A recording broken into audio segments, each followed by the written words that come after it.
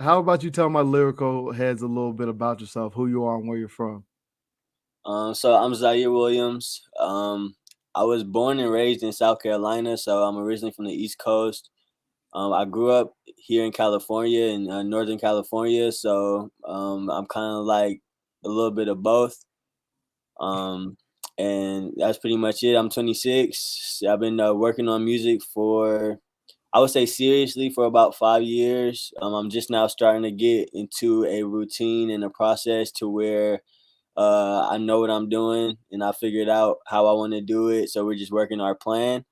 But I've always like been doing music since like I was in South Carolina. I just didn't have the resources as a as a kid. And Right. ironically, like I kind of like felt like I was called to California for this reason. Because ironically, like the first day I got off of the plane, my mom went to like one of her friends' houses that were out here, and her son had a studio like in his room, a little makeshift. Right. So like literally the first day I stepped foot in California, I was making music, and I had been wanting to do that in South Carolina. So from that, bro, I just fell in love with it, fell in love with the process, and I'm Right. here now. You know what I mean? Yeah, man. That's crazy. Everything kind of just fell into place for you, and that's what's up. So 5 years, man. That's a Yeah. long time. So what made you pursue a career in music? What clicked for you where it was like this is what I want to do for the rest of my life? Yeah. So like I said, like in South Carolina, I had been wanting to like make music. I was super young. I moved to California when I was 13. So I was super young out there, just like writing little kid raps and stuff like that.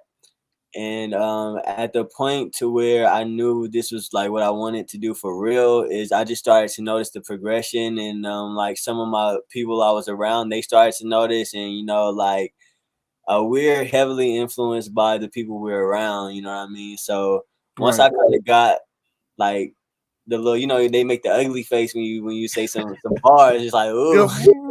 Yep. Yep. Once I started getting those ugly faces, bro, I just started to build up that confidence, and from there, I just fell in love with like writing, fell in love with trying to get better, and I feel like that's the reason I've been going for so long is because Right. I'm in love with the process, and once you fall in love with the process, it's easy to do anything for however long. You know what I mean? So that's when it all clicked for me, bro. When I fell in love with the process and just getting better, starting to Right. invest in it more, getting better equipment, you know what I'm saying? Like actually feeling like I'm progressing. Hmm. Um so like that's what I'm chasing right now, that feeling of progress, and that's what keeps me going. Definitely. And like falling in love with the process is probably, I would say, kind of a difficult thing, especially if you Yeah. don't like certain things about the process. Like when I do this, like I'm not a big fan of the video editing. I had to Ooh, get yeah. used to it. Like that learning curve too was difficult, but like now I love it. I look forward to it because like you and I can have a conversation and it's those genuine moments like of laughter or something where it's Yeah. like just genuine laughter or like a big ass smile or something. So I like look for moments like that where I connect with someone and Mhm. it's recorded. So I fell in love with that process. So that's definitely important. I like that you brought that up. Man, the process is really what's gonna get you there. You know what I'm saying? It's not the results. It's not, the results is a acclamation of the process. You know what I'm saying? It's a Right. byproduct of Yeah. the process. So it's like you said, falling in love with the process is the hardest part, honestly. And once you master that, everything else after that is just cake. So Yep. Just falls into place.